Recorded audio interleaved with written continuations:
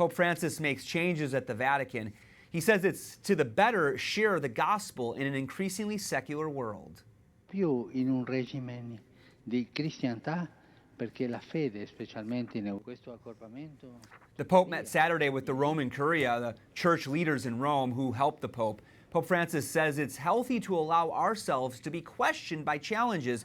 He adds the Holy See will do so with courage rather than leaving everything as it is. The Holy Father has made several changes to Vatican departments in recent years. Andrea Gagliarducci, Vatican analyst for Catholic News Agency, joins us from Rome. Andrea, what is the significance of the Holy Father's message to the Roman Curia?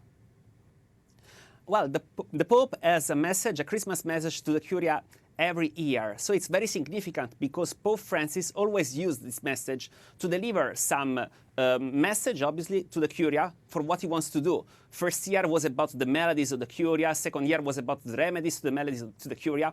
This year was mostly about reforms. Pope Francis said that reforms are there to stay. He warned from rigidity. He said that one must not be rigid. He also tried to console people, explaining that no one thought that reform was going to be there without thinking about what they did before.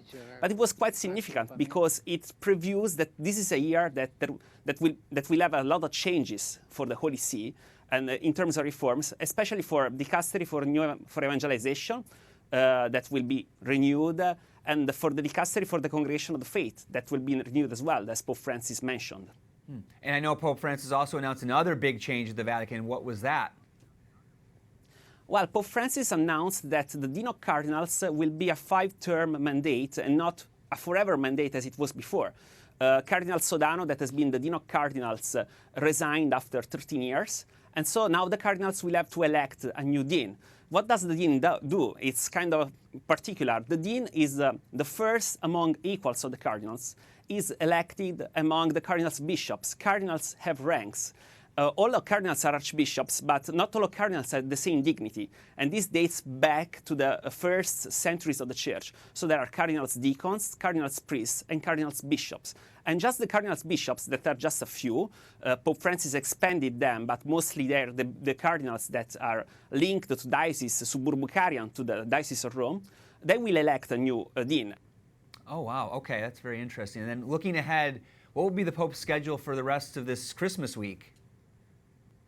Well, it's a traditional schedule. So Pope Francis will have the Mass on Christmas Eve. It's a Mass that is attended always by the diplomatic corps of the Vatican. And it's even a Mass during which the Vatican unveils the nativity scene within St. Peter's Basilica. There is one in St. Peter's Square, and there is another one within St. Peter's Basilica. Then there will be the message Urbi et Orbi on the 25th, the day of Christmas.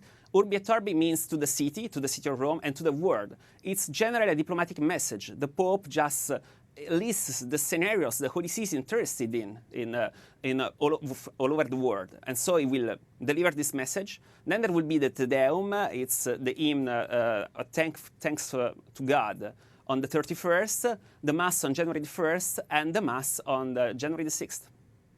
Okay, the Feast of the Epiphany. Andrea Gagliarducci, Vatican analyst for Catholic News Agency. Thanks for your time. Thank you.